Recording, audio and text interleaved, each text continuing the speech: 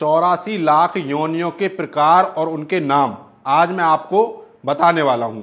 ये जो नाम मैं आपको बताऊंगा ये अपने पुराण में से बताऊंगा। सामने आप जो एक श्लोक देख रहे होंगे यह श्लोक जो है पद्म पुराण में से लिया गया है। तो आइए मैं सबसे पहले आपको 84 लाख योनियों के नाम बताता हूं और इस श्लोक के माध्यम से आपको समझाता हूं। तो ये जो श्लोक लिखा हुआ है इसको मैं पहले पढ़ देता हूं। ये क्या लिखा हुआ है? जलज नवलक्षाणी स्थावरलक्ष विंशति क्रमयो रुद्र संख्य कहा पक्षीणाम 10 लक्षणम त्रंसन लक्षाणी पशवा चतुर्लक्षाणी मानवा। तो इसका अर्थ मैं आपको समझाता हूं।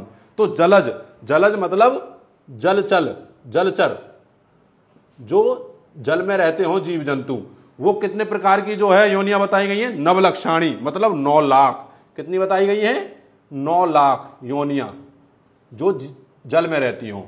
अब स्थावरलक विंशति, स्थावर का मतलब होता है पेड़ पौधे, पेड़ पौधे, इनकी कितनी योनियां बताई गई हैं?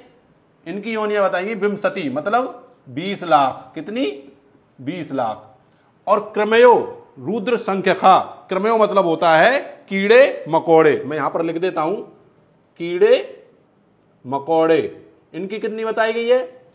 रुद्र संख्यका मतलब 11 लाख, 11 लाख।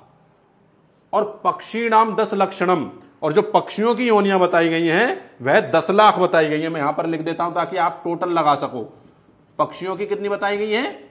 10 लाख। और त्रिंसल लक्षाणी पशवा, पशवा मतलब पशु, पशुओं की जो बताई गई है वह 30 लाख बताई गई हैं। पशुओं की 30 लाख। और चतुर्लक्षाणी मानवा, जो मानव की जो बताई गई हैं वह 4 लाख बताई गई हैं। मानव की, किसकी? मानव की। तो अगर आप इनका आप टोटल लगाएंगे तो ये 84 लाख योनियां बैठेंगी। अब होता क्या है दोस्तों, अगर आप बुरे कर्म करते हैं मानव रूप में तो आपको इन्हीं योनियों में से जो है जन्म मिलता है। अगर आप अच्छे कर्म करते हैं तब जाकर के आपको फिर से मनुष्य जन्म मिलता है, या फिर ऐसा कहें अगर आप उससे भी बेहतर कर्म करते हैं तो आपको जो है मोक्ष की प्राप्ति हो जाती है और जन्म मरण के बंधन से आप छूट जाते हैं। अब इनकी गति किस प्रकार से होती है मैं आपको भाई बता देता हूं। गति इनकी प्रकार से होती है 4 प्रकार से। कैसे होती है? एक होती है अंडज, एक होती है पिंडज, और एक होती है स्वेदज, और एक होती है उद्भज।